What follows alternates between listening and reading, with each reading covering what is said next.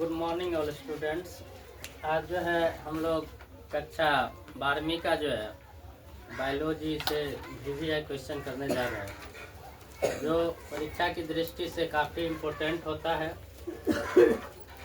और बार बार ये क्वेश्चन जो है बिहार बोर्ड के द्वारा कक्षा 12वीं के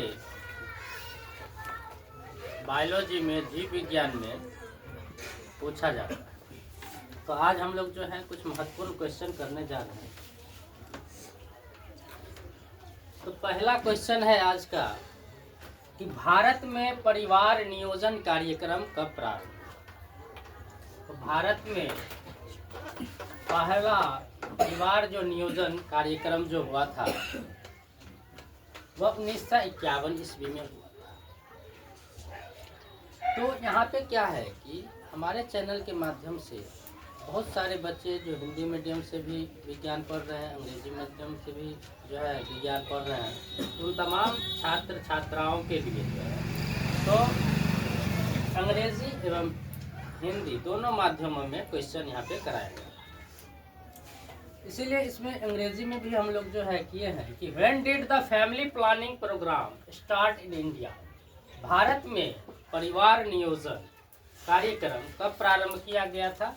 1951 ईस्वी में जो है भारत में परिवार नियोजन अर्थात फैमिली प्लानिंग प्रोग्राम स्टार्ट किया। दूसरा क्वेश्चन है कि जनसंख्या अधिक होने से क्या होता है? विथ मोर पॉपुलेशन, अगर जनसंख्या में वृद्धि हो तो क्या हो? तो जनसंख्या में वृद्धि होने से प्रति व्यक्ति आय कम हो जाएगी, प्रति व्यक्ति आय कम हो जाएगी। पर capital life expectancy will decrease. जो प्रति व्यक्ति आय है मानव का, वह जनसंख्या बढ़ते ही क्या हो जाएगा? कमी आएगी। तीसरा है कि संतान उत्पत्ति नियंत्रण के क्या उपाय है? जनसंख्या जो इतना बढ़ रहा है इसका नियंत्रण का क्या उपाय है? What are the method of birth control. तो इसके विभिन्न जो हैं तरीके हैं कि संतान उत्पत्ति नियंत्रण के उपाय जो है बहुत सारे हैं। पहला है हार्मोनल मेथड। हार्मोनल विधि द्वारा जो है हम जो है संतान नियंत्रण कर सकते हैं, संतान की उत्पत्ति का नियंत्रण कर सकते हैं, कंट्रोल कर सकते हैं। कुछ प्राकृतिक विधियां हैं जो हम लोगों ने सब्जेक्टिव जब पढ़ा रहे थे, हम लोग जब पढ़े हैं इसको विस्तार से पढ़े हैं, तो प्राकृतिक विधि में भी जो है सो संतान उत्पत्ति नियंत्रण का उपाय है। और तीसरा है यांत्रिक विधि। यांत्रिक विधि के द्वारा अर्थात इन तीनों विधियों के द्वारा जो है हम लोग संतान उत्पत्ति नियंत्रण कर सकते हैं, बर्थ कंट्रोल कर सकते हैं। चौथा क्वेश्चन है इनमें कौन यौन संचरित रोग है? Which of this is a sexually transmitted disease. निम्न में कौन जो है यौन संचरित रोग है?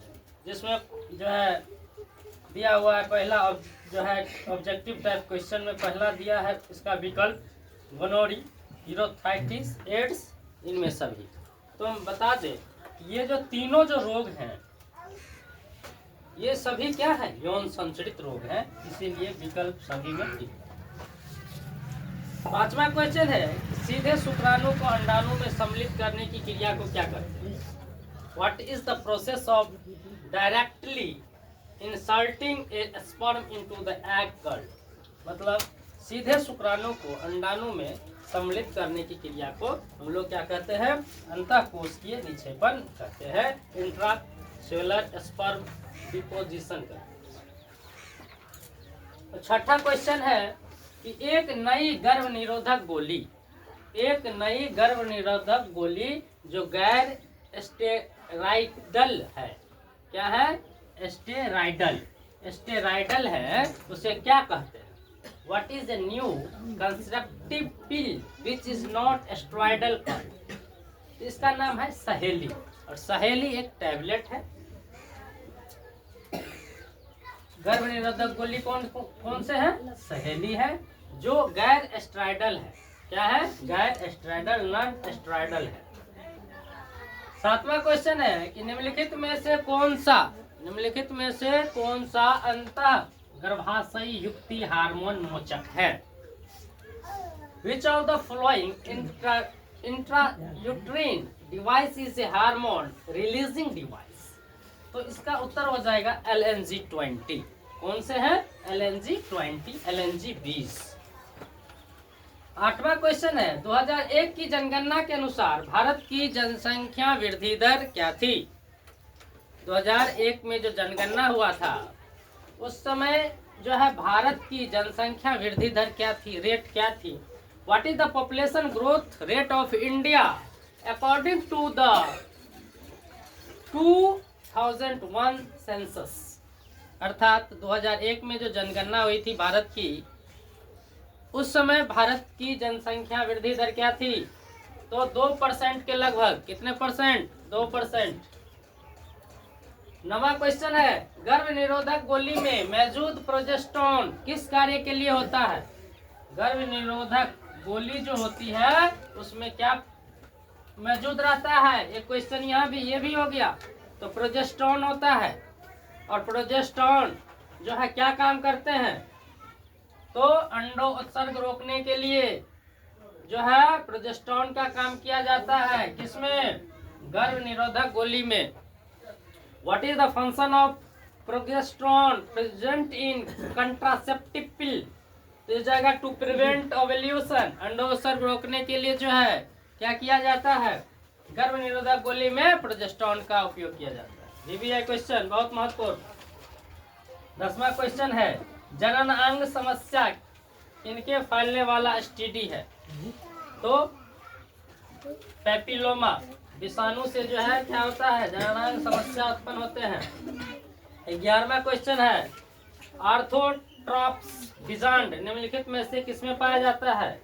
Orthotropics ovule is found in which of the following? इसका उत्तर हो जाएगा पॉपीगोनम। क्या हो जाएगा? पॉपीगोनम, जो जननांग समस्या से जननांग समस्या को भी उत्पन्न करने का काम करता है। अब है 12 नंबर क्वेश्चन। हम लोग जो है कह रहा है कि एक शुक्राणु को सीधा अंडाणु में प्रवेश कराने की विधि को क्या कहते हैं? एक शुक्राणु को सीधा अंडाणु में प्रवेश कराने की विधि को क्या कहते हैं? The method of directly injecting A sperm into the egg is called ICSI की विधि के द्वारा जो है शुक्राणु को सीधा अंडाणु में प्रवेश कराया जाता है। 13वां क्वेश्चन है, वर्तमान समय में भारत में गर्भ निरोधक की सर्वाधिक मान्य विधि क्या है? गर्भ निरोधक सामान्य विधि जो है हमारा at present the most accepted method of contraceptive in India. तो वर्तमान समय में भारत में गर्भ निरोधक की सबसे सर्वाधिक मान्य विधि जो है अंतः गर्भाशयी युक्तियां हैं। इंट्रा यूट्रीन डिवाइस जो है सबसे महत्वपूर्ण जो है अभी गर्भ निरोधक में मान्य है। 14वां क्वेश्चन है, सहेली जो कि क्या है? मादा गर्भ निरोधक पुटिका अर्थात गोली है, कब प्रयोग किया जाता है? तो बता दे, हम इससे पहले सहेली पढ़े हैं उधर। तो सहेली जो है एक क्या है? एक पुटिका है, गोली है, जो कहाँ उपयोग किया जाता है? तो मादा गर्भ निरोधक में। और यह कब प्रयोग करते हैं? तो सप्ताह में एक गोली को गर्भ निरोधक जो है मादा गर्भ निरोधक अगर रहना चाहे तो हम सप्ताह में एक गोली लेते हैं। किसका? सहेली का। 15 नंबर क्वेश्चन है, प्रॉपर्टी क्या कार्य है? प्रॉपर्टी का क्या कार्य है? What is the function of property? 15 है, निषेचन को रोकना, प्रिवेंटेशन फर्टिलाइजेशन। प्रॉपर्टी का उपयोग हम लोग जो है निषेचन को रोकने के लिए करते हैं। तो इस तरह से आज हम लोगों ने जो है काफ़ी महत्वपूर्ण क्वेश्चन जो है 15 क्वेश्चन बायोलॉजी का किए हैं। इसी तरह से प्रत्येक दिन हम लोग जो है VBI क्वेश्चन करते हैं और करते रहेंगे। तो आप लोग जो है अच्छी तरह से वीडियो को देखिए और इसमें जो क्वेश्चन पढ़ने में या समझने में दिक्कत होता है उसको बार बार पूछने का काम कीजिए, जिससे आगे आने वाले एग्ज़ाम जो है 2026 में फरवरी में एग्ज़ाम जो होने जा रहे हैं, आप लोग जो है आप लोग को बता दें कि आप लोगों का जो है समय सारणी भी एग्जाम का, बिहार बोर्ड एग्जाम का समय सारणी फाइनल का आ गया है। 12वीं कक्षा के तमाम विद्यार्थियों का परीक्षा जो है फरवरी में पहले सप्ताह में रखा गया है, इसीलिए आप लोग जम के तैयारी कीजिए और हमारे चैनल के माध्यम से काफ़ी लाभ उठाइए और अच्छा अंक प्राप्त कीजिए। धन्यवाद।